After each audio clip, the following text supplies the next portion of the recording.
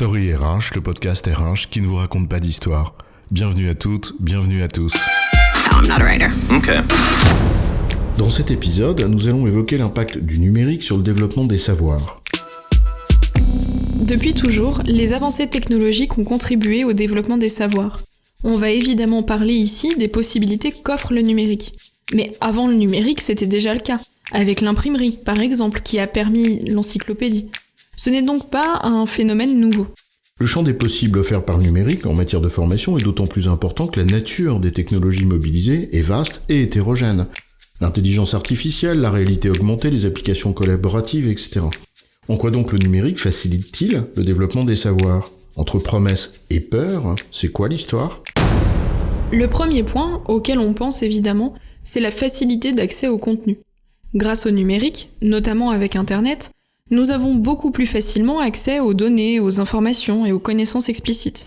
C'est vrai que l'accès à Internet par de multiples moyens contribue en effet à une forme de démocratisation, d'autant plus qu'on constate une plus grande fluidité entre applicatifs et une réelle attention portée à l'expérience utilisateur. Même si le propos doit être plus mesuré, car l'étendue de l'offre n'est pas non plus une garantie de la démocratisation de l'accès au savoir pour toutes et tous. En gros, l'électronisme, c'est aussi une réalité dont il faut savoir tenir compte, mais ça c'est un autre sujet. Absolument, d'autant plus qu'avoir accès au contenu, c'est bien, mais ce n'est pas suffisant. Encore faut-il avoir envie d'y accéder, de les lire, les regarder, les écouter. Et dans la lignée de l'expérience utilisateur dont tu parlais, on peut constater également que le numérique facilite de plus en plus la production de contenu.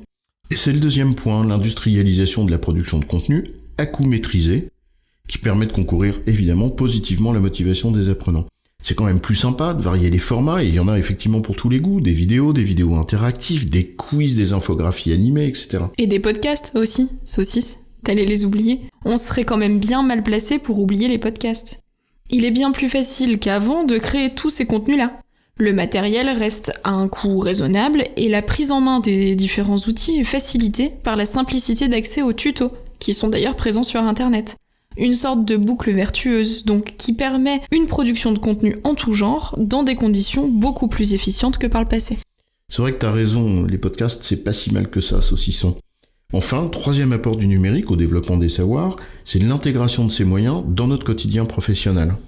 La plus grande intégration des moyens techniques d'apprentissage avec les outils du quotidien, et notamment le SIRH ou le SI de l'entreprise, mais aussi les outils de travail en tant que tels, finalement cette intégration contribue à une meilleure articulation entre temps d'apprentissage et temps de travail.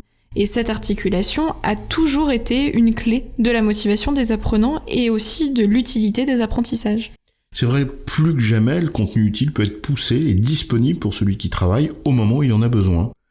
Qu'il s'agisse par exemple de bénéficier d'une explication, du bon geste professionnel à effectuer devant une situation concrète grâce à une application de réalité augmentée, ou qu'il s'agisse aussi par exemple d'une intelligence artificielle qui détecte des erreurs potentielles dans un processus guidé et qui va alerter un expert pour l'inviter à exercer son intelligence, eh bien les avancées du numérique constituent effectivement une réelle promesse.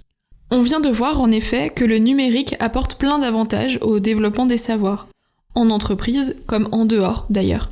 Pour autant, 3 interrogations subsistent et devraient constituer le champ de recherche et d'expérimentation à venir. Alors la première, on va pas s'y attarder trop longtemps, mais elle mérite quand même d'être mentionnée. Un accès facilité à des contenus et une simplification de la création de contenu, ça ne dit rien de la qualité des informations qui s'y trouvent. Et en la matière, Dieu sait qu'il y a à boire et à manger. S'il n'est pas possible, et d'ailleurs pas réellement souhaitable, d'appliquer une sorte de filtre sur les contenus produits pour s'assurer de leur qualité, parce que ça pose tout simplement des questions d'éthique, de censure, etc., il convient en revanche que chacun et chacune développe son esprit critique face à ces contenus, qui lui sont d'ailleurs servis sur un plateau d'argent. Mais c'est un autre sujet. Un sujet qui nous renvoie néanmoins à la deuxième interrogation, c'est-à-dire notre capacité à développer l'intelligence professionnelle. Exprimé de manière caricaturale, si on aimait le pari que l'intelligence artificielle pourrait se substituer à l'avenir à une forme d'intelligence mécanique, alors c'est bien cette intelligence professionnelle qu'il faut essayer de développer chez toutes et tous. Il ne fait aucun doute que la technologie est un formidable levier pour apprendre. Mais passer d'apprendre à comprendre nécessite de prendre du recul, d'établir des liens entre les choses, d'aborder la complexité, mais ce sont d'autres sujets. Ça nécessite aussi du temps, celui de la maturation, d'une décantation à laquelle l'instantanéité du numérique et de ses usages prête finalement assez peu. La dernière interrogation relève de l'éternelle quête de toute forme d'éducation. Comment susciter l'envie et la motivation des apprenants dans le temps. Certes, ça fait aucun doute que les apports de la gamification sont incontestables, de même d'ailleurs que l'émergence de l'adaptative learning, qui n'en est qu'à ses balbutiements, mais de là à se substituer à la richesse de ce qui se passe entre êtres humains, alors il y a un pas qu'on franchit pas comme ça. Enseigner, c'est aussi aimer. Et d'ailleurs, on est toujours payé 1000 fois en retour de ce que l'on donne en la matière. Oui, les techniques numériques que tu cites ne constituent et ne constitueront jamais que des outils. Et par nature, leur apport et leur efficacité dépendront de la manière dont on s'en sert. En résumé, en matière de développement des savoirs, on peut souligner 3 apports du numérique. 1. La simplification d'accès au contenu. 2. L'industrialisation de la production de ces contenus. Et 3. La capacité à les intégrer dans le quotidien du travail.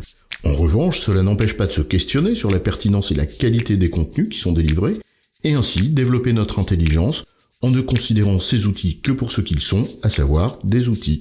J'ai bon, chef ? Oui, tu as bon, mais on va pas en faire toute une histoire.